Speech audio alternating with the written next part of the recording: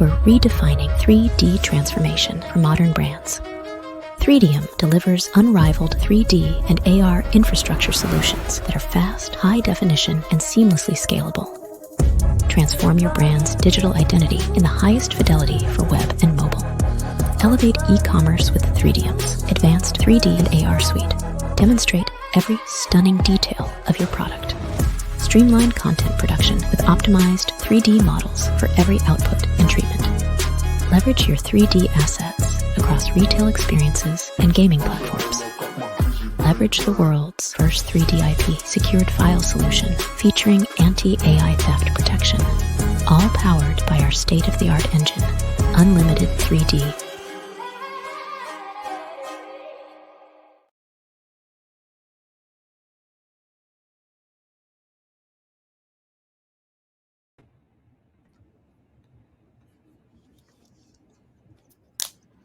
Hello, everybody, and welcome to Howdy Partner, our weekly Twitch series hosted live here on the AWS Twitch channel. So every week we use these 2 hours to showcase our amazing partners in the AWS Partner Network and the innovative solutions that they build on AWS. So who am I? My name is Jerry Tejada. I'm a partner solutions architect at AWS, and a big part of my job is reviewing the architectures developed by the amazing community of partners and customers that we have here at AWS, and helping them improve their solutions by using our AWS best practices. And then joining me here today on the AWS side is my teammate Nneoma. So Nneoma, get in here, introduce yourself, and tell us a little bit about you. Thank you for that introduction, Jerry. My name is Nneoma Okoroafor. I'm also a partner solutions architect for AWS. So whatever Jerry said, we do similar things as well. So I'm really excited to be on the show today.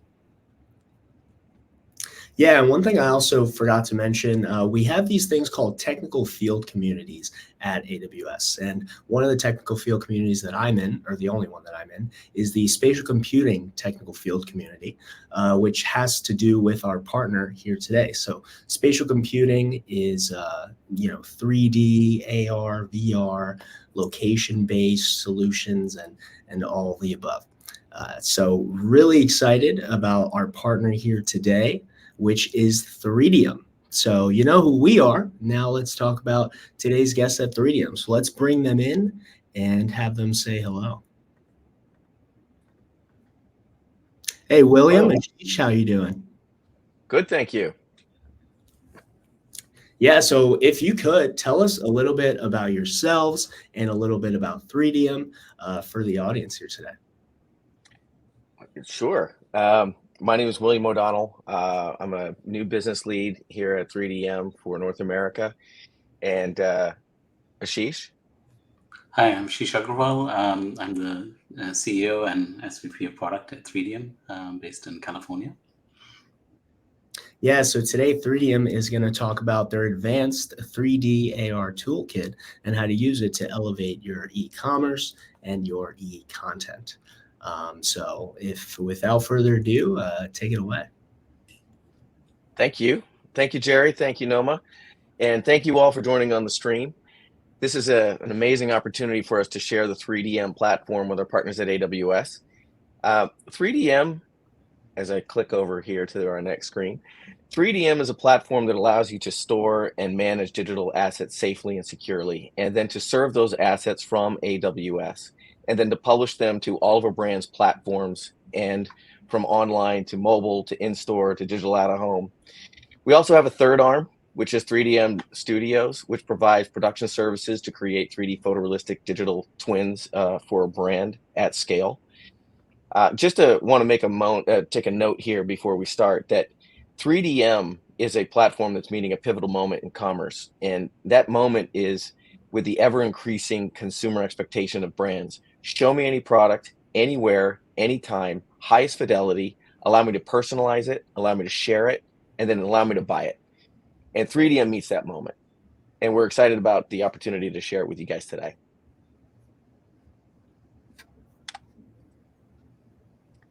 So as you can see here, looking at our solution, we're going to start with just an overview coming from the Unlimited 3D platform. serving up in the cloud.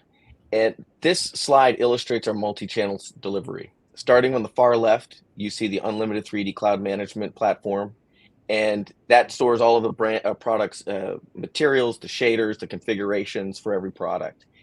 And then because we're serving from a URL, not a game engine, not a local server, each time that the user pings that server for a product, they're being served the latest update, colorways, configurations, what's in stock, and responsively for any of the platforms. And you're seeing here, as you shift yourself left to right, all the different delivery touch points for the brand.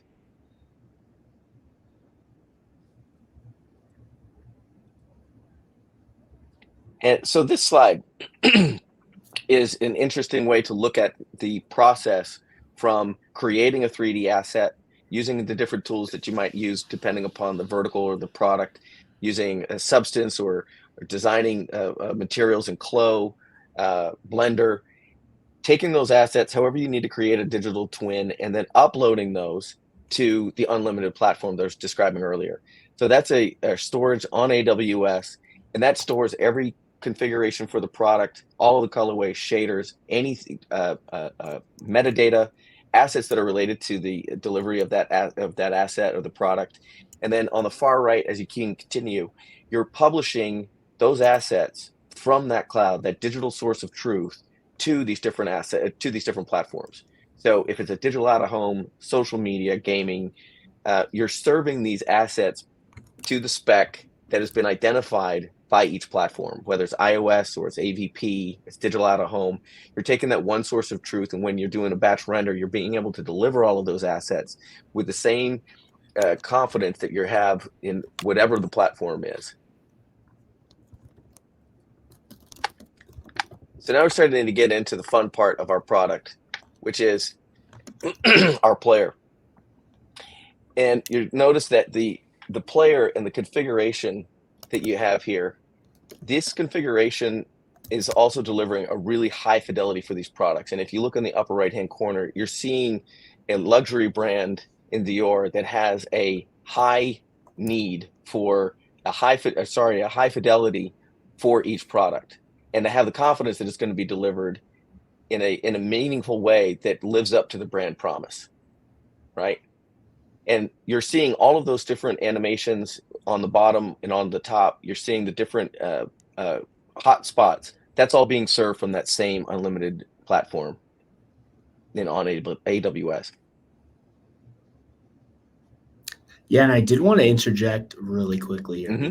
This was one of the things that really impressed me. Just the level of hyperrealism and fidelity. Like, you zoom into those objects, and I feel like I'm literally touching the purse or the bottle or whatever it is. Just super impressive. The level of fidelity that you've been able to reach. Yeah, Jerry, it's not getting into too much details for the audience, but that's some of the work and some of the capabilities of our platform that we've done. It's take something which is, some of these files, the raw files are, sometimes, hundreds of megabytes big. And if you're trying to display that on a mobile phone or in a device like a MetaQuest or a Pico or an Apple Vision Pro, very quickly, there's a number of techniques we have to do in terms of compressing that model down into something that you can deliver at speed. Then also retaining all the parts of that model so that you can, the polygon count, so you can actually render that. And so when you actually look at that and zoom in, you feel the actual leather that you might feel in a store when you're actually touching it. So that's some of the magic that our platform does, and some of the engineering that we've done. Think of, a few years ago when video came out, video was not 4K. Right now we're getting used to having everything in 4K. It's the same set of problems, right? How do you stream 4K content to a TV and through all the network and Wi-Fi channels, what have you? We are effectively solving the same problem in a different way for 3D. Okay, so I do have like a comment regarding like the terms we'll have a lot of audience who are just like hearing about 3D or AR today, and they might be wondering, what is high fidelity? What is this? What is that? So the different terminologies you use. Do you mind telling us what you mean by high fidelity for the different products? Sure. Will, do you want to take that? Yeah, sure. So the fidelity, well, the difference between the fidelity, what we're referring to for the materials that you're looking at here on the screen, the shaders for the glass, the leather, and we're going to show here in just a minute a couple of other examples of materials that will give you a better idea of when we're talking about fidelity of the material that represents digitally what the physical product looks like. When we refer to the different platforms from WebAR to digital out of home, the difference is that the different specs that you have that you render out to. So you might have for social media a 1K file, or you might have a large 4K or 8K if it's going to be a Times Square billboard, digital billboard. But what we're referring to for the size of the file is appropriate for the responsive delivery, whether it's mobile, it's online, it's in-store, digital out of home. We're referring to the ability to compress the file and deliver it and retain the fidelity, retain the quality of the image on that new different platform. Does that make sense? Yes, thank you. I'll try to remember to kind of catch myself with a couple of the definitions. It's easy to get lost in some of the terminology here. Yeah, one way to think about it is how photorealistic is it? So to the naked eye, does it look real, right? That's where our designers, our engineers are really focusing on, is when we display any type of product, how real does it look to a person? If they rotate it, touch it, look at it in AR or VR, how real does it look? And that's what we're trying to get to, right? That's our goal, is the product looks as real as possible, given all the technology constraints. Okay. Yeah, and I think oh, go ahead. Yeah, I do have a question regarding what could be like a maybe an issue of file would a user or your clients use that would affect how the quality of the fidelity, if it's going to be high or low or not look as real as it should look.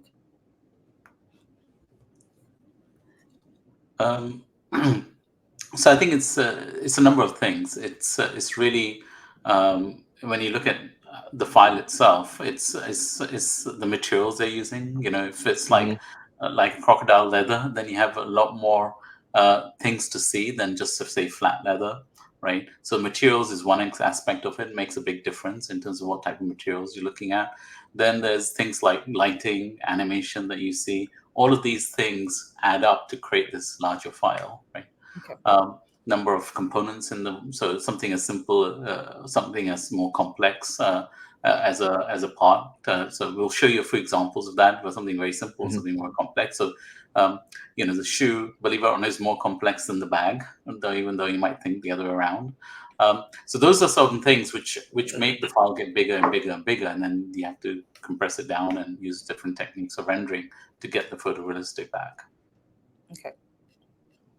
The other thing to note is that, when we watch, do games, what have you, we're running these things on a mobile device primarily. So a lot of our customers are using it, or their consumers are using it on a mobile device. So the CPU, the GPU, even though with the latest and greatest iPhones, are still not fast enough that what you can do on a desktop gaming device, for example, where you're getting you're ray tracing it in real time, or have you. So that's the other complication we get is the devices and the capability of the devices. Right. And what you're seeing here on the channel, or sorry, what you're seeing here on the screen is an example of products that are being served through an iframe on a brand's website. So that player is being served from our AWS instance down to the platform, and each of the materials that the consumer is personalizing, clicking on the configurator, those are all being served up from the cloud. And the other nice thing about this, because we're serving it via URL, not through a game engine, is that it's able to update in real time, as I mentioned before. So every ping that the server is going to make is going to provide you with the latest updates for the brand. If a product is out of stock, if a colorway is out of stock, there's an update to sizing. All of that is being served and being updated in real time without the need to push the updates. The server is delivering those assets and the products with each ping. And like I mentioned before, this is the expectation that a consumer has today. if your brand is not delivering a fidelity that is as high enough quality to give them the confidence of buying a shoe, of give them the confidence of laying down serious cash for a high-end bag or a luxury bag, it's a detriment to not only the brand's promise, but also to the sales and also returns. And one of the things that you see in a 3D experience is a reduction in the number of returns that a brand will have, because the delivery of the physical product is in line with what their expectations have been on the online experience or the mobile experience.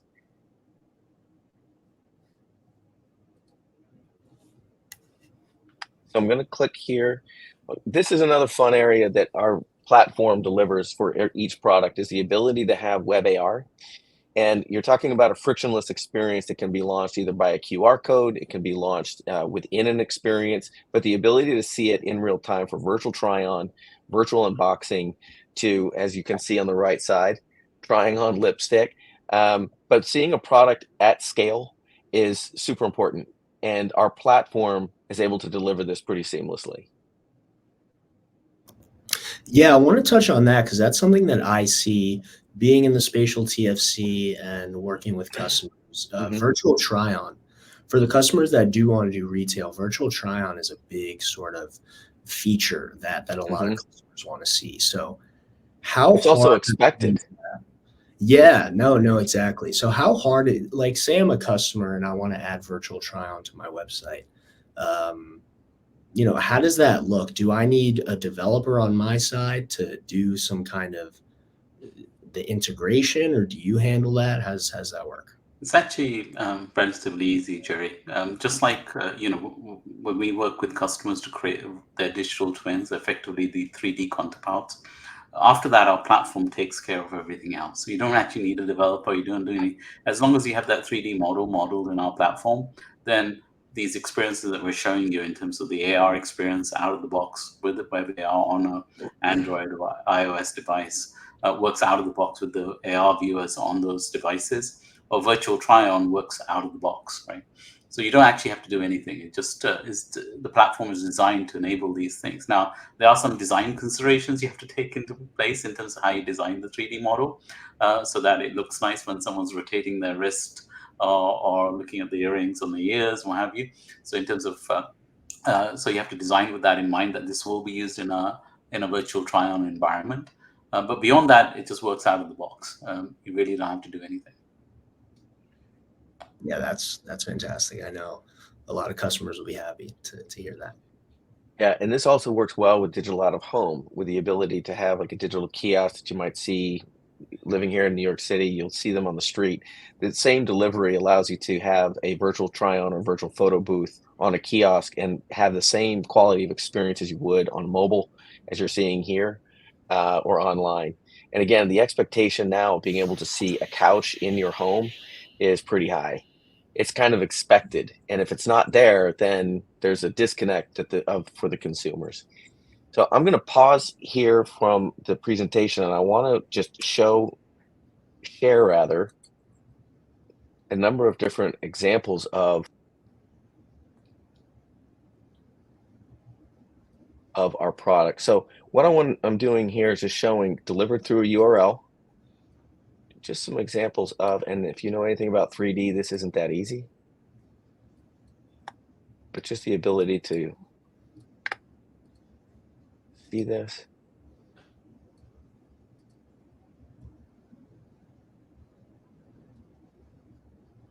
And that is what I love about Howdy Partner. We jump right into the demos, heavily demo focused. This, I have to say, looks awesome. So I guess another question here, in the lens of the customer, if you could go back to that watch just for a second, Will, if that's all right. So, say I have a 3D model of a watch, my own 3D model of a watch. How hard is it to integrate that fancy animation of pulling, getting all the inner parts out of there? Is that something that also comes out of the box on the platform? This is something that you end up doing because you define the animation, and Vesna is going to show us that in less than a few minutes on how easy it is to do that. So, So yeah, we'll show you exactly how it's done on our platform and how, it's a little technical, but you can learn how to do it, and it's not that hard. And so you can create these beautiful experiences because, something like this, you and I probably, I know about myself, I can't afford those watches. So if you want to see them, feel them close up and touch, try them on and share it and what it would look like, right? And also see the internal mechanics because sometimes, you don't get to see touch them, right? So now you can actually see what's inside, what the mechanics looks like, how it gives, that precision. So now you can see all of that, right? Which you typically don't get to see in a watch, even if you're in the showroom. So it's a totally different kind of immersive experience. And just a point that you do need to have all of these pieces in 3D, obviously, right? Our Threedium studio can manage the creation of this asset and the creation of the animations. If a brand does not have the tools or have the support, we can manage that. You also saw this watch example in the previous slide where you saw it in AR. So the ability to do this in AR and being able to deliver it with the same fidelity online. I really enjoy this example here, and I wanted to make sure that we saw it because, again, to Nneoma, to the question about materials, the lighting, seeing the materials and seeing the light reflect off of these, off of that of the couch itself. I'm just focusing on the quality of the materials here.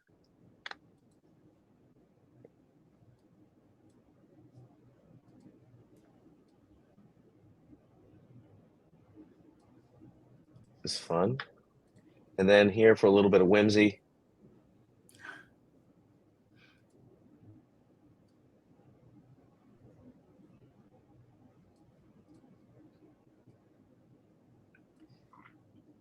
All right. So now I want to get into an example in real life, live right now on Carmina's website. This is a luxury shoe brand that's based in Europe, and this is beautiful. All of these materials, again, being stored up in the cloud in the instance for this SKU. I can quickly and easily see these different materials.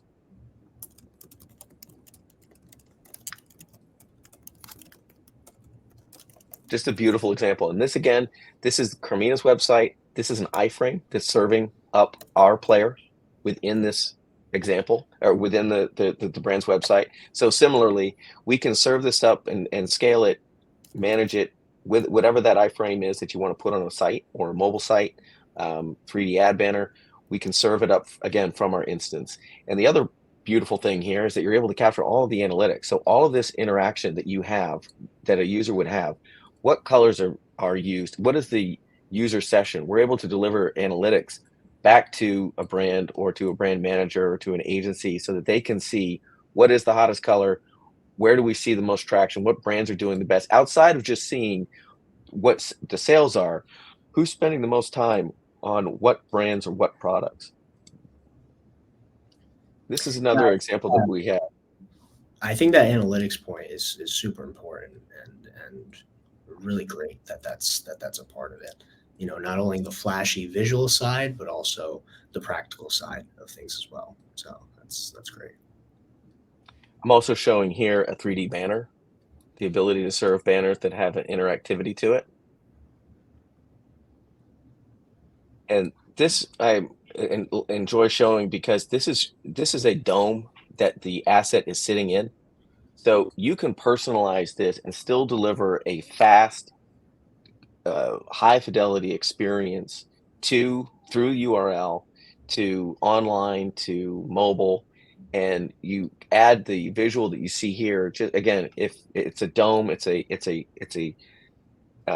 visual that this asset is wrapped around.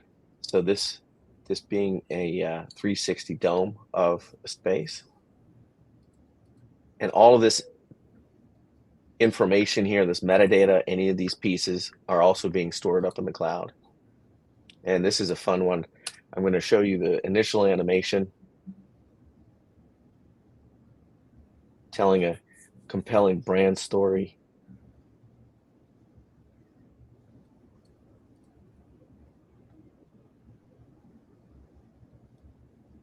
It's almost happy hour, Jerry. Is it really? Oh man, look at that. Time flies. This is a really interesting use case that we're excited to share. I wanted to show this in context of, again, an iframe on a website, but it's not necessarily a product per se, but just to give you an idea of like the different ways outside of just a PDP, a product description page for a brand product. Being able to show this asset, this is a bank. This is a bank in Europe, and what they're showing is their kiosk here. Right? So the navigation. So we've built in through this navigation, we've developed a series of animations that are related to the click as the user goes through. Again, sharing just the breadth of use cases that you have, the different use cases, but also the power of opportunity here.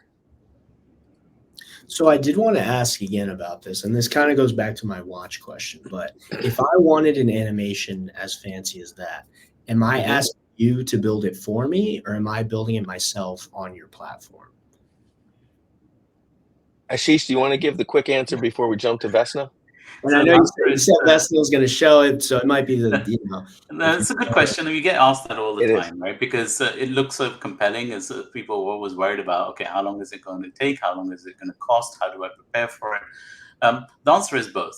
If people have invested in 3D, they've got CAD files in the various tools, be that designer tools like Clover, Browseware, or Optitex, or in terms of AutoCAD, Maya or Unity, we can ingest all that content, so they don't have to throw it away. They can reuse it. They can bring it into our platform, and then they can enhance it by adding all these different things in terms of different materials, textures, colors, animation, hotspots, all the other things to enable it to be more interactive. So that's one way. If they don't have anything, believe it or not, a lot of our customers actually send us photographs of the product, or they send this product to us by mail, and then we basically recreate a digital twin for them. And it takes about, depending on the item, so something like the shoe takes about 2-3 days to do. And then we turn that into, and then they're ready to publish that live on their website. So it's actually not as difficult as it seems. It really is preparing in terms of understanding which products you want to work with, and then really defining the experience you want. In terms of some experiences are better than others. In terms of for VTO, rings, watches work better than clothes, for example. Interesting. And I forgot that. So you don't even need to have a 3D model. All you need is a picture of the product that you want to make 3D, and you could do that. Yep. So even before having the model itself. That's right. Yeah, and you can also, if it's really complex like a tree, you could scan it. I mean, we're in a place now with the evolution of 3D and asset creation where there are a myriad of ways to capture and create a 3D twin. You could take the CAD file and you could visualize that. You could take a scan. You could go from source material, just flat images, and then allow an artist to recreate. In particular, if it's a standard shape like a 12-ounce can of soda, you could take that can, get a stock image, and then wrap a mechanical around it and easily create a digital twin of a specific product. Yeah, we also have a mobile phone app which you can just scan the product using a mobile phone, and import that product, doing it that way. That's also another way. So a number of different ways. So we do have a question in the chat. Thank you for bringing in looks like we have 2 questions. So this is related to what we had just said. If you have a picture or scan, you'd still need to create the inside parts because a picture or a scan can't capture those. Correct.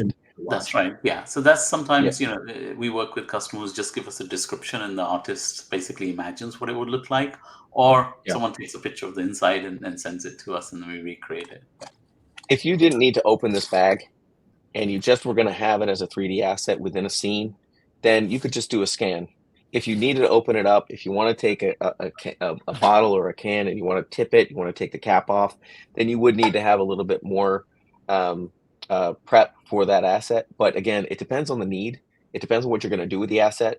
And if you look at like on the screen here, the coffee maker that I was showing you earlier, that has a level of complexity to it that you'd need to go beyond just scanning the asset. You would need to have a couple of different elements there. So it's a little bit more complexity, but the level of effort to create a 3D digital twin is proportionate to what the need or what the user is going to do with it.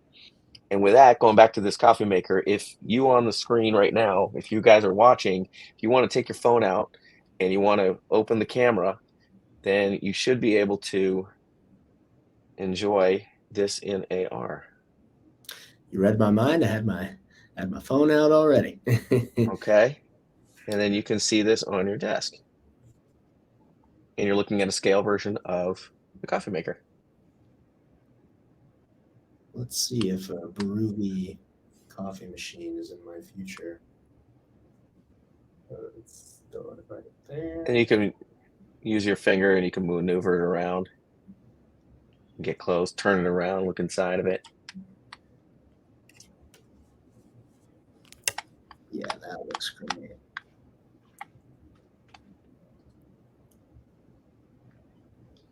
And again, I have to say the level of detail, like the high quality, how sharp the words are. Yes. All the little things. It just looks like a little better than average, like, better than what I'm used to seeing. So this is awesome.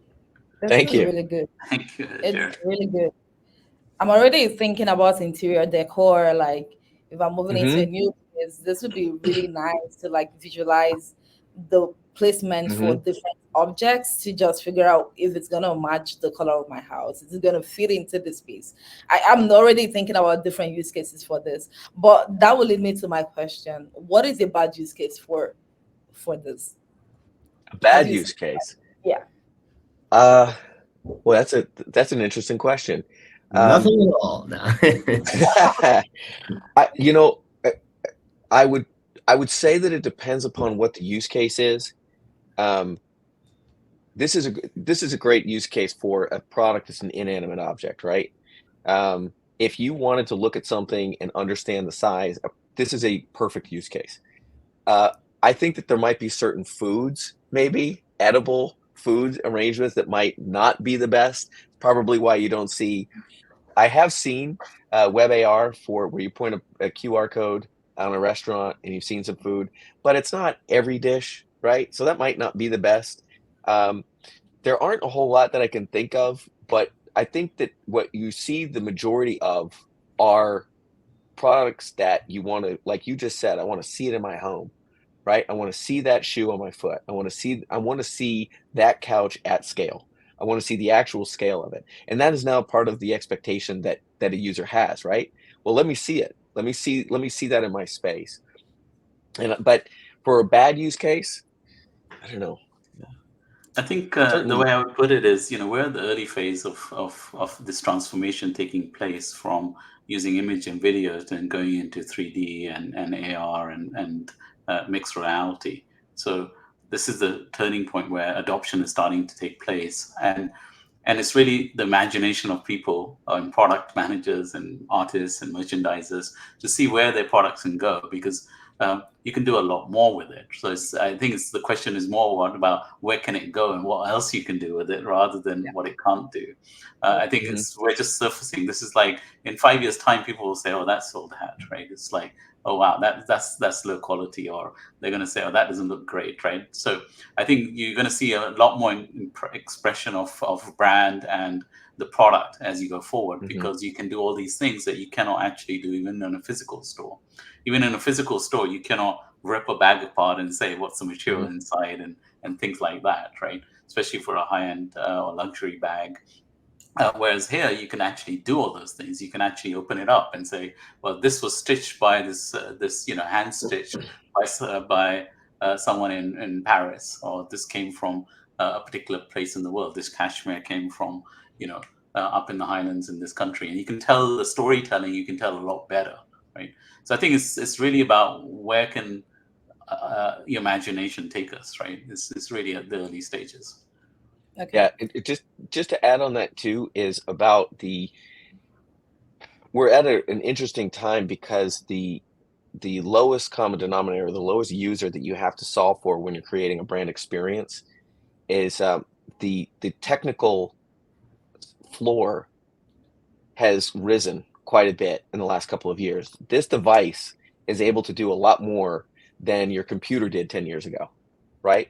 And with that, you're starting to see brands start to react to that, to have, like you said, I want to be able to see this asset in my home. And from luxury brands to brands that before would say it's too expensive to create a digital twin and then to serve that up into a responsive design that has a high fidelity. It used to be either cost prohibitive or the connection and the computation speeds were just not enough to be able to look at what you see here on the screen, a bag in high fidelity to deliver that brand promise and to create compelling commerce experiences. But with that, we're now at a point where we can create these assets quickly, we can deploy them easily, and we can serve them up and retain the fidelity. And I'm going to pause there and turn it over to Ashish to talk about the back end, and then to Vesna. Yeah, so what Will has been showing you is all these different experiences, and they're all running in our player in terms of the Threedium player. And so we're going to switch across and answer Jerry's question. Okay, so how do you do it, right? And so I'm going to introduce you to Vesna, but before that, I'm just going to preface what she's going to show you. So what she's going to show you is our unlimited 3D platform. And so that's our SaaS-based platform, which runs on AWS. And the application, which is a browser-based application, which allows you to take this 3D content, enhance it, and make it bring about these experiences. In the short time, she's going to show you how to take something very simple and add animation and things like that to it, and then publish it out. So with that said, I'm not going to hold up. Let her show you how it's actually done. Yeah, let's bring on Vesna to the party here. Welcome. Hello, everyone. Thank you for having me. So as Ashish said, in the next 10 to 15 minutes, I'll try to cover the basic and the most used features of our unlimited 3D platform. So this here you're seeing is our editor. And once you start the new 3D solution, as we call it, this scene here would be empty. And then you would just go to upload card, and here you can drag and drop or just import the 3D files that you want to work on. You can see here the supported formats are GLB, FBX, and OBJ. As you see, I already imported this bag. And now we can start editing and customizing the solution. So the three main points that a 3D scene consists of are the geometry. So in this case, we have this lovely bag, the lights, and the cameras. So if I go to lighting here, you can see that right now we are using this HDR Studio environment map. And that is because with every solution, by default, you will get this environment map. But you can easily just change it, go to custom, and import the one that you would like to use. And as you can see right now, when there are no lights, everything is dark. I will stick to the HDR Studio one. And I just wanted to mention that we use it as a default because it really looks nice with most of the 3D models. Aside from the environment map, you can add some physical lights. So for example, ambient light can be used so you can add some tone to the scene. For example, we can add a little bit of a warm yellow tone. And here, if I turn it off, you can see the slight change that happens.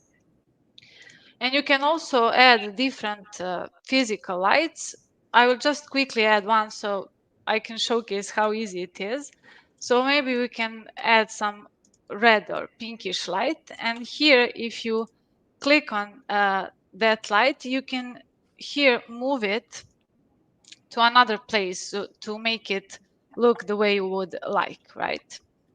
For now, I will just turn it off. And now we can move to the third main point, and that is a camera. So you can add as many cameras as you'd like. What is a camera? It's basically a perspective from which you're viewing the 3D model. So you can add one camera that is this angle, the other one that shows this angle and so on. I will quickly add one and switch to it. And now we can position it the way we like. As you can see here, it's not really centered. I will just move the camera down a bit. So this now looks nicer. And we can find some angle, for example, this one. And once we are satisfied with it, we can just lock it in place. And now if a user changes the position, if you refresh it, it will go back to the default position. The other nice feature are camera controls. So basically here, if you see, you can zoom in and zoom out, but you can also limit how the maximum zoom in and zoom out. So we will just change the distance. For example, this is too far, so we can limit the maximum zoom out to maybe 2 meters. And now this is the maximum zoom out. Also, here, as you can see, when I rotate the model, this moving from left to right is the azimuth angle. Right now it is set to infinity, so you can rotate it as much as you'd like. But for example, if you want to limit the user from seeing underneath the bag, you can limit the polar angle. So we will just set 90 degrees here. And now, if you try to rotate it underneath, you cannot see below the bag. Here you can also enable the auto rotate. You can set the different speed, the different direction of the rotation, and so on. And next, I would like to show you the materials.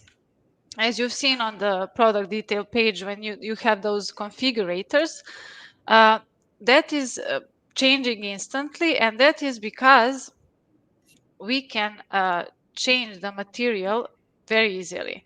If you click on some part, you can see here on the left side the material that is currently being applied to it. And if you see here, we have this base color.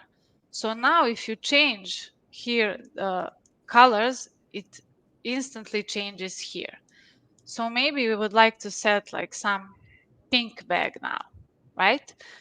So now we have a different variant of a same project. You can add as many materials as you'd like and then make a configurator later. Then I would like to show you the annotations. So annotations are two-dimensional objects that you can add to the scene. I'll just click here on a plus, and here the annotation would show up. So it's basically just a simple two-dimensional plane. You can move it around, position it where you would like. And you saw this in many demos that Willliam showed earlier. So you can maybe use it as some kind of button later. If you click here on the material, you can rotate it, change the color, but you can also add this diffuse map. And if I go here to the library, to textures, I can just take this image here and place it here. And now we have a nice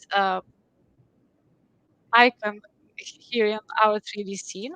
And when I rotate the object, you can see that it always stays facing the camera. We can also scale it a bit, make it smaller so it looks nicer. And then for animations, as Ashish mentioned earlier, when you model the 3D geometry, you can make some animations inside of that 3D software, for example, Blender. They are then imported with the 3D file and would show up here. As you can see, this model does not have any animation. If it had, we could play it, pause it, stop it. But luckily, even if we don't have animations here on our platform, we can easily make some. So if you go to actions here, you can just add another transition. So for example, let's make some transition that would zoom in here on this chain and then maybe rotated or something like that, make some nice transition. So we would just go to a plus, and then there are different types of transition. For the zoom in, we will do the camera transition. We will choose the camera we are currently using, called basically just camera, and then click submit. So now we just need to change the position and the target of the camera. I will just, because I want to focus on the chain, I will just move the camera down a bit, and then we will set the position. And here you can see that you can set a specific duration of the transition. There are a lot of different easings that you can use. You can also set some delay, number of times you want the transition to repeat. And we have this yo-yo effect. So basically the transition would go back to the starting position. So we can activate and try it out. So you can maybe change for some different easing, right? And then it goes back. Right now I will just turn off the yo-yo effect, and then we will have this simple transition. Then if we want to rotate or change the position of the some part, you can click on that part. Here we see the name of that part, and then we can just go to actions again, make a new transition, choose the mesh node type, and then here we will find that part. And for now, let's just rotate it, for example. So we will choose the rotation. And then, as you can see here, you can see the axis that can help you.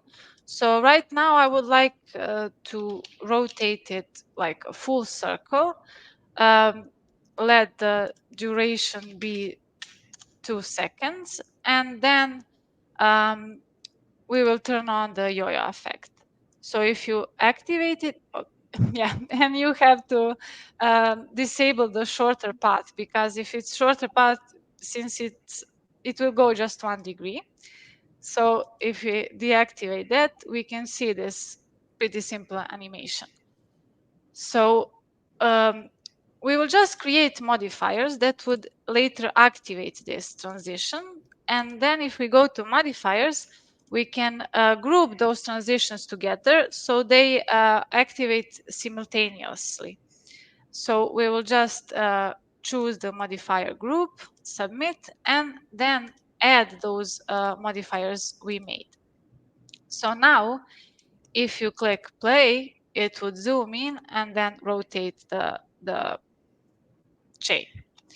Some other transition that would be interesting to mention is the change of the material, right?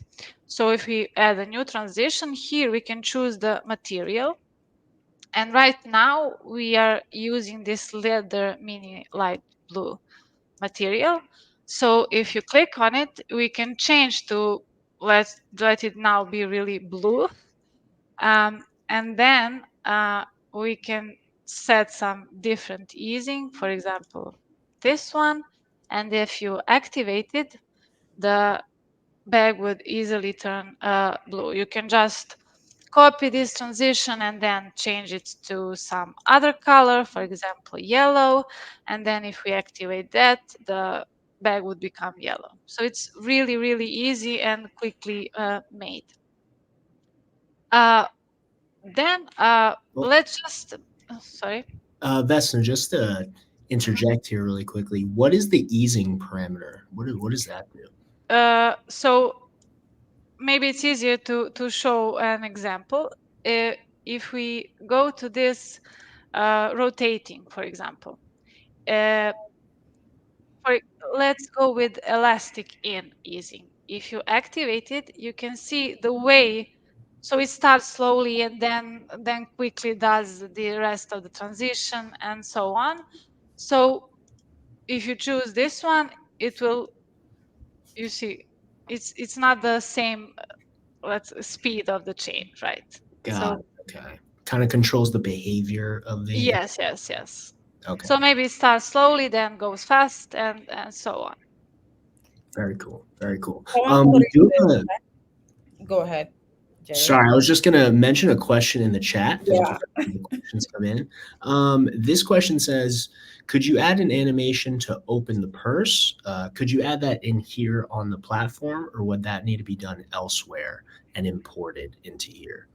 So it depends on the kind of the purse you are modeling, right?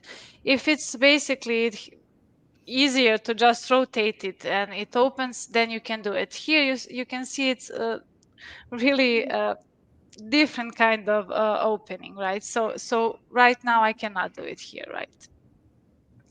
But for example, So it depends on the kind of purse. Sorry, I didn't catch that.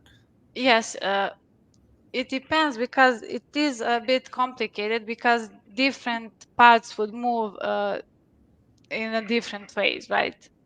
So this one cannot be animated here on the Jerry, you have to design Yeah. the purse originally to ensure that you can open it, Yeah. right? If you did it that way, then the platform, as Vezin was showing, you could animate it directly in the platform. But because the purse wasn't designed with that in mind, therefore you can go back and change the model and then bring it back, and then you can do it. Yeah. Right. This also gets to, Jerry, the idea about what do you want the asset to do? Do you want to be able to open it, close it? If you have a bottle and you want to twist the cap off and you want the animation to take the cap over here, you want to add different materials or spin it, you have to account for that before you start. You can't really make this animate and open and close if you hadn't thought of that in the first place to be able to capture that, because you would need to have an open bag. You need to have the materials in a way so that you could allow for that animation to happen. You can't do it after you've already created it. It's sort of like a PDF of a Word document. You've already captured it, right? And just to make a point about the interface that you're seeing here, this interface is not revolutionary. If you've done anything, if you've worked in Photoshop even, you'd recognize this platform, this interface. The materials, the ability, the lighting, the shades, what she has here. There's some specific elements to it. It is a program that you would learn, but you can pick this up pretty quickly. Again, it's web-based, and it's not like you need to be a Unity engineer or developer in order to make these actions happen. This is a product that is more for the masses, to be able to create high-level fidelity assets and to be able to manage them in an easy way. Yeah, definitely. No, Nneoma, go for it. Go for it. Sorry. I have two questions. I'm really excited for this. I can see like different ways this can be applied. If I have a product, just one product, and I want to sample the same products in different colors, I can do that without actually producing that product. I don't know if that makes sense. That's the one I'm thinking Yes. about. And it's really, really interesting and nice to see. So one question I have is the different parts. I have to put in the different parts before I'll start making this adjustment, right? That's right. Do I have to put it in the platform the way you have by the right hand side? You have the different parts of the bag, right? Yes. So the user will have to put that into the system first before, like, I map that to the different parts of the image. Yeah, so if you want to separate some action for a separate part, that part needs to be a standalone part. If you get what I mean, right? Okay. Yeah, so here I guess the bag doesn't have two separate flags. I guess the whole base of the bag is one piece of the mesh, and that's why you can't do the opening action. So I guess beforehand, okay, yeah, totally. Yeah. So the next question I have is when it comes to the users, you mentioned that you don't have to be an expert to use this, but I'm looking at the way Veshna is actually using it. I want to get to that level. So do you provide some sort of trainings, or where users can actually get started trying out your tool? Do you have any documentation or videos they can watch to try out? Yeah, we've got a whole bunch of tutorials posted within the app as well as on YouTube that you can watch and walk through the various different Yeah. features and functionality. We also hold for customers, sort of online as well as in-person training to get them up to speed. And typically they start with, can we change the colors? Can we add different materials? Can we do all the basic things very quickly? Can we add a hotspot? Those are the easy things that they start with so they can be self-sufficient. And then as they get more acquainted with the tool, then they get into more advanced things that we probably don't have time to show you, but all those other things. Yeah. Okay. Yeah, I had a thought. Do you have any customers that have impressed you with sort of their usage of all the different features? I'm assuming some customers do a very simple setup, but I don't know. I wonder if any customers have really dug into the platform and started using all the bells and whistles. And I'm sure there's some that stand out. So I suppose, yeah, go ahead, Will. I was going to say some of the luxury brands are taking it and doing a really good job. The other one are watch brands, being able to flex the capability. There's a number of brands that we have that allow for personalization of very high-end watches. And you also saw there and also luggage, which is a strong vertical for us. Also the ability for the personalization, not just a simple configuration, but the personalization of adding a monogram these sound simple, but to be able to deliver the fidelity for it. The other thing is, like when you saw in the Mercedes-Benz example, it's not that it's technically difficult to do that, more difficult than to make this bag, but we're able to support really the imagination of the brand marketing and the brand managers of the products, and being able to embrace the idea that we can do a lot more in 3D than we could do in a 2D flat image on a PDP. So it's sort of no pun intended, but the future's unlimited for what the users or the brands that want to do with this platform. We're just starting out, as Ashish said. Check back in a year. The other thing is we're showing you the sort of application side. There's a whole, SDK APIs available. And so you can embed this into your application as well. So if you wanted to have 3D as part of your application, it could be an e-commerce site. It could be, a configurator which is built into your in-store app. It could be a number of different use cases that customers have done with our technology, but you can actually embed this into a bigger product. So then, if you want to offer 3D functionality as part of your product. So there's those use cases, Jerry, as well, beyond just, people being able to just take it and do things with it. But we do have, I suppose, as Will said, we have a number of customers. People build cars, and we'll show you one, jewelry. They've just taken it to the next level, right? Yeah, Okay. Vesna, maybe if you want to, as we're wrapping up here on the back end, maybe if you have another example that you want to show. I just wanted to add something about the rules. So if you want, as you've seen earlier, we added this icon here, so we can just set that when user clicks on it, some transition would happen. So we will just trigger it with a click, then set the modifier we would like to be activated, and then here we will just select the annotation we made, so it triggers on clicking on it. And if you go to preview, so if you click on it, sorry, I just need to set the camera as a default that we made. So if you click here, it would just activate that modifier. So pretty easy. And also I wanted, because you asked about that exploding watch, I just wanted to showcase here the way we can make those positions change. So maybe if you click on this wheels, they can just pop out. So basically you would just, for each part, you will just make a transition that would change the position of the part. So a little bit, change it a little bit. And then when you click on something, the all parts would move simultaneously, like with that modifier group. So it takes minutes to make it, and it looks very, very powerful. And also about the customization you mentioned, I wanted to show how easy it is to customize some parts. So here we have this license plate, and if you click on that part, of course we see here the material, but here we have this overlay card.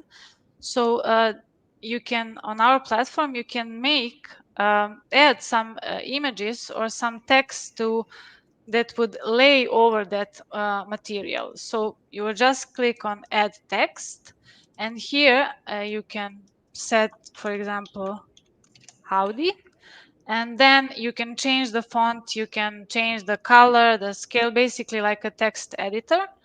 Right now it doesn't look the best, but that's because I need to change the scale. And then you can open here the preview and just move it so you can center it and position it so it's centered, right? When you go to exit it, now we have our customized license plate. And in the end, once you are satisfied with the way the things look, you will just go to preview, check it out again, see if everything works nicely. Here, you can take a quick screenshot of your product, see how it looks like on different devices, and see the size of the 3D model you made. And then just go to publish, save and publish. It will take a couple of seconds.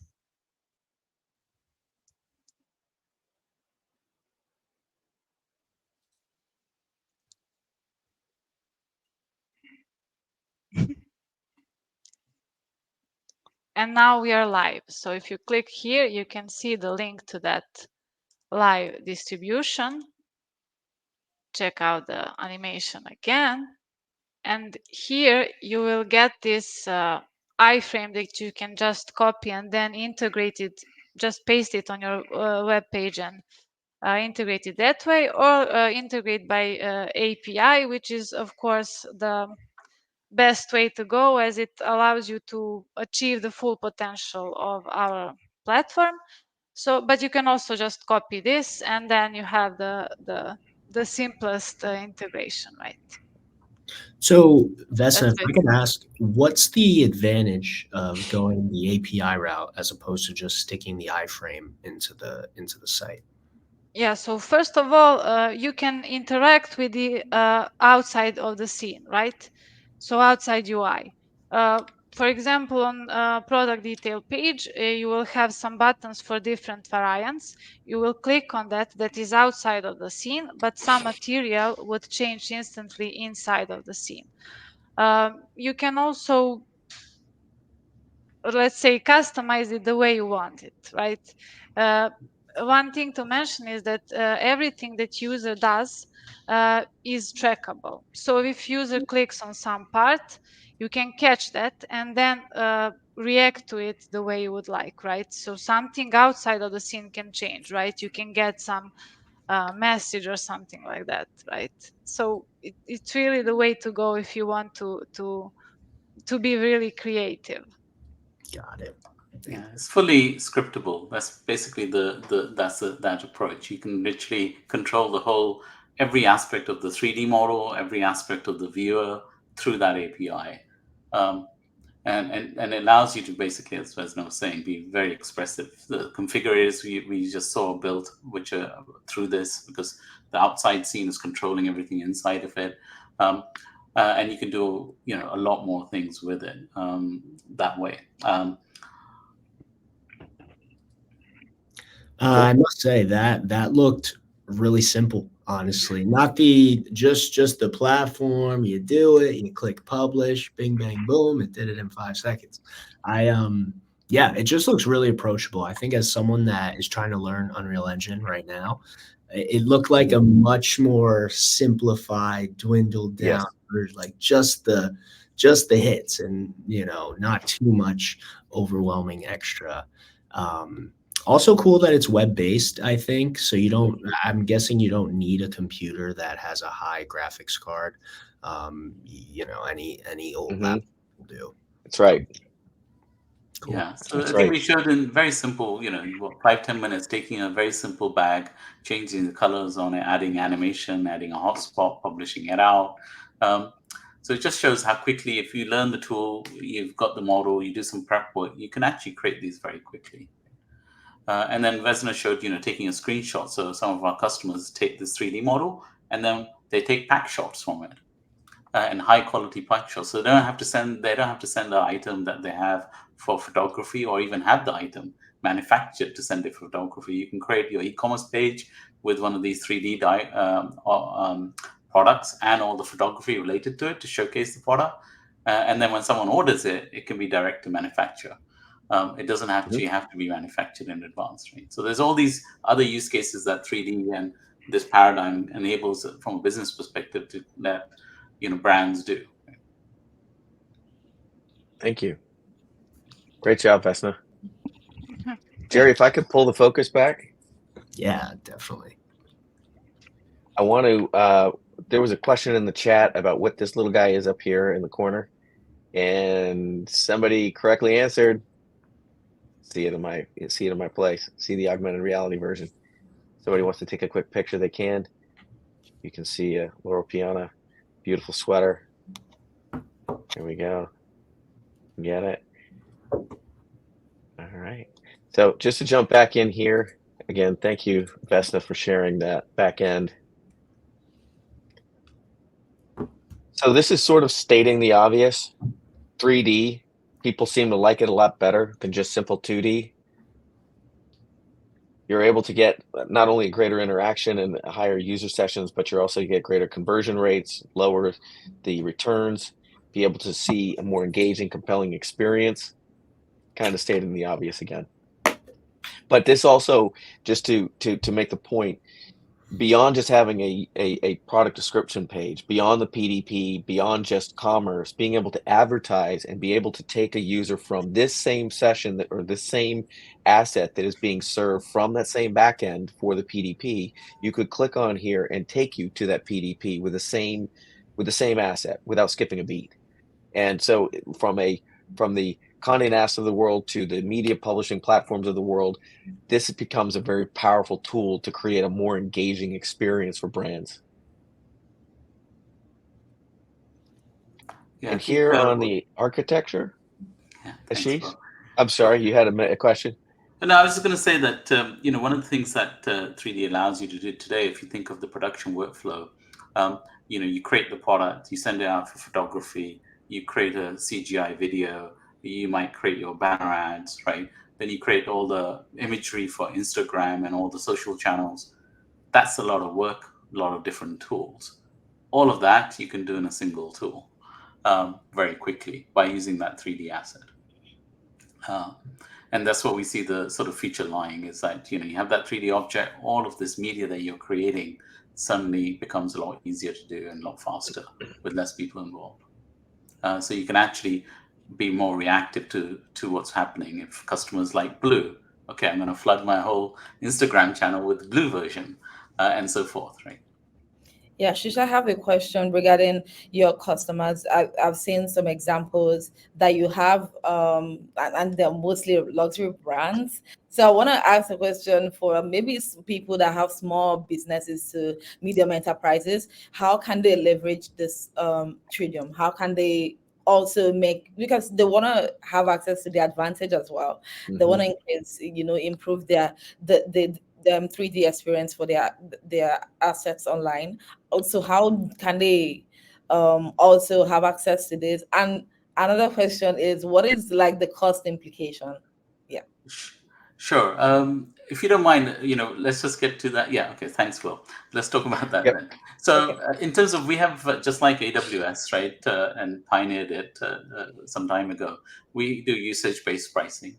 And so ours is slightly more tiered in terms of, but it's usage-based pricing in the sense that we give our customers a starting point of around 50 SKUs effectively, and a certain number of impressions. And so average is around £1,500 or dollars per month. So that gives them a license to our platform, the tools that you're seeing, the ability to publish all that number of SKUs and that number of impressions. So that's more from a platform perspective. And then as they add more, we scale it by, okay, you add another 50 SKUs or another 100,000 impressions, you pay more. So it's a very scalable model. And not only do we have luxury brands, we also have very small boutique brands, right?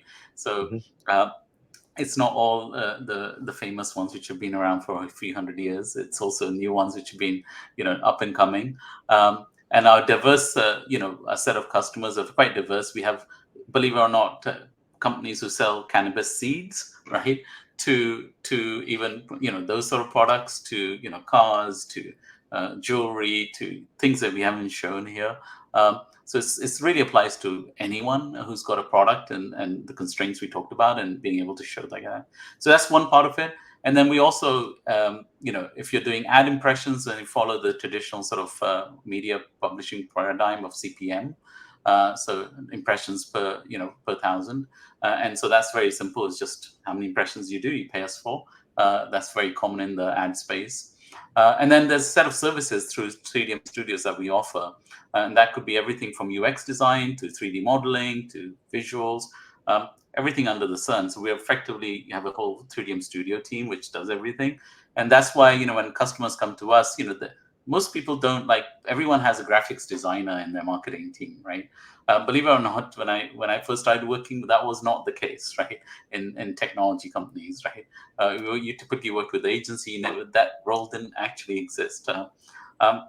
But same thing happens with the sort of 3D artists and 3D modelers, right? Not everyone has them on their team. They don't want to necessarily invest, or they might not know the best UX paradigm. So this is where we help them through that process and design these immersive experiences with them in mind, working with them. Our studio team works with them to do that, and then obviously deploy that on our platform. So if you don't have anything, you can still get started and be up and running. Typically, it takes 4 to 8 weeks, so it doesn't take long. It doesn't have to take long. Well, if you go to the next slide, sort of some best practices around that. Next. I was just going to jump back to just share real quick about the AWS architecture. Okay, so we'll switch context back to here. We'll come back to what we recommend. So just for some more of the technical folks out there, we're built on AWS. We use all the different AWS services, everything from Lambdas to EC2 RDS, ECS. There's too many icons. I would have to probably fill this whole slide with the number of services that we use. We're fully running on AWS, and we scale. Our uptime is close to 100%, which is also shows a lot about AWS in terms of how robust it is. And so that's our base sort of IaaS and infrastructure. And then on top of that, we've built services. These are effectively microservices in terms of asset management, asset optimization. We didn't show you the review and approval. So we also have a review and approval. So you can actually, once you've created that experience, you can share it with your team, get feedback, just like you might do with a Google Doc or a Figma or something like that, or a PDF. So they can comment on it, and you can go through that review and approval process. And so you can make that change.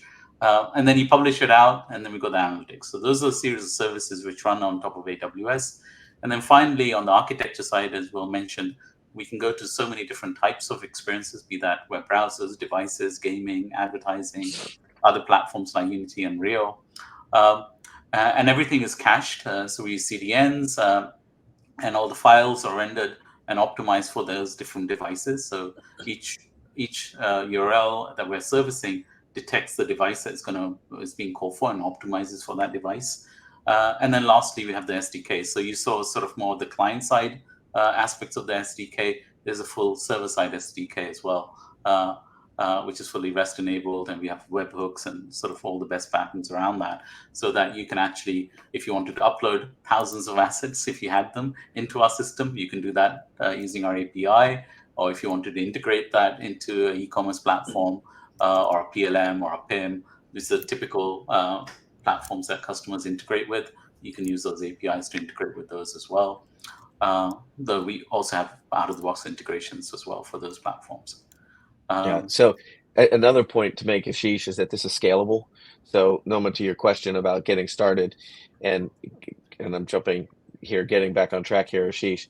As far as getting started, one thing there isn't a high minimum or a high threshold to get started. We can come to you, and we can scale as your business grows. So if you only had a couple of SKUs to start with, you only had 25 SKUs to start with, our lowest package would probably be able to manage you quite easily. But if you grew to 25,000 SKUs, same as Ashish was just mentioning on AWS, we can scale it as needed. Yeah, we've designed all our infrastructures elastic scale, just like AWS has, so we scale as infinitely as possible on that. And we serve these experiences, just as it wasn't said, all over the world. We localize some of the content for our customers. So you see the model and all the text within the model in different languages, in different currencies. So that's also part of the platform. Now, coming back to your question, how do we get started? So, this is what we recommend to customers, is really identify the business pain. Is it driving revenue? Do you want to drive engagement? Do you want to reduce returns? And based on that, the experience is different. For example, the reason some of the accessories, handbag brands love us is because we actually reduce returns, right? That was their biggest thing, because apparently when people buy handbags, size is a big thing, and a lot of people return them because they see it online and they think, oh, that looks really nice. When they get it, it's bigger than they were thinking. So now with AR and 3D, they can actually see it on their hand. They can see it and see, yeah, this is the right size for me, and therefore it reduces returns. So there's things like that. You can identify the business pain that you're trying to solve, identify the initial products and experiences you want. So not everything is going to be VTO or virtual try-on. For some things it's applicable, some things it's not. Prepare your product. So if you have 3D images or CAD files, put them together. Select the design and UX experience. So in terms of where you want the hotspots, how do you want the animation to work, write that down. And then if you don't have the expertise, you can share that with us, and we make that happen. It takes as little as 4 weeks to 8 weeks max. And we deploy that solution, and we integrate analytics with it, so you can see all the analytics. And we use those analytics to really justify a broader investment and a broader use case, because we're still in the early cases, right? Not everyone is going to be ready to say, okay, I'm going to take my whole e-commerce experience and turn everything into 3D, right? That's a heavy lift. So start small, and that's why, if you're a small brand running on Shopify, is equally as good as a large brand running on the bigger platforms. You can start small and scale. And what we find is really getting to customers to get to that point where they see the return on investment very quickly, be that increased sales, increased engagement, those sort of things. And we pretty much see that because we've done so many of these over a number of years, is pretty much every customer sees a higher engagement and a higher sales, right? Because I look at the adage, the old adage, if you get someone in the shop and they stay in the shop, they're going to buy something. And it's literally the same thing, right? The more you get them to engage, the more you get to see the storytelling experience, the more likely they're going to buy something. And we see that with 3D. And then you can contact us via just sending us email, or you can also go to the AWS Marketplace and acquire us through that as well. Or reach out to Jerry and Nneoma. Or reach out to us. Was just about to say that. Thanks, Will. Reach out to us. We can send out more information. We can set up a meeting with all three, AWS and Threedium. Any way you want it, we can slice it. No, but this has been great. I almost wish I had an e-com site to add 3D to, but I don't. But no, it's really cool. I think thanks for looping back to the architecture as well, because I think that's something that we miss sometimes. Sometimes we see the end product and we don't see the behind the scenes of what's going on under the hood. So I think we've really covered all bases with this one. The final product, got inside the platform, even saw some architecture. I think this has been great. Thank you. Questions? Yeah, I know we've been getting some questions in the chat. Don't be shy. Feel free to jump in now. I know we're getting towards the end of the material here, so now's not the time to be shy. Jump in with any questions in the comments. And if not, again, like we mentioned, you can reach out to anyone, any of us here to learn more.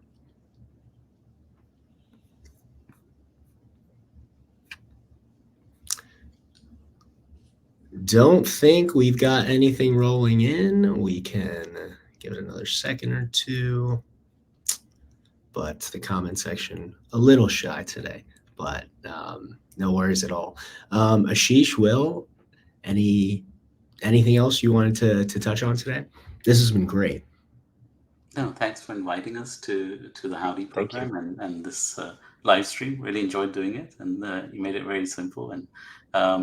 And yeah, if anyone else has questions, then feel free to reach out.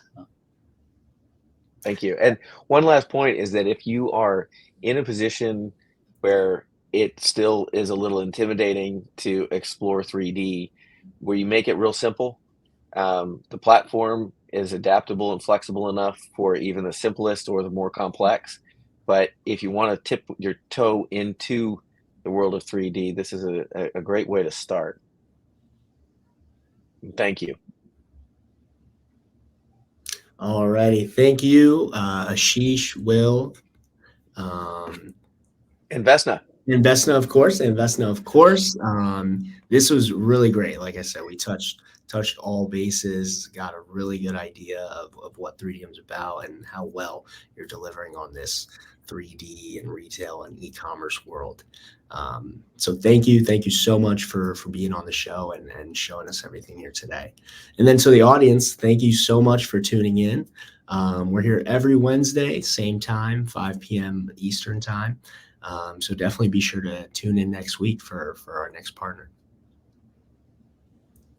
That's great. Thanks. All right. Cheers, everyone. Thank you. Thanks.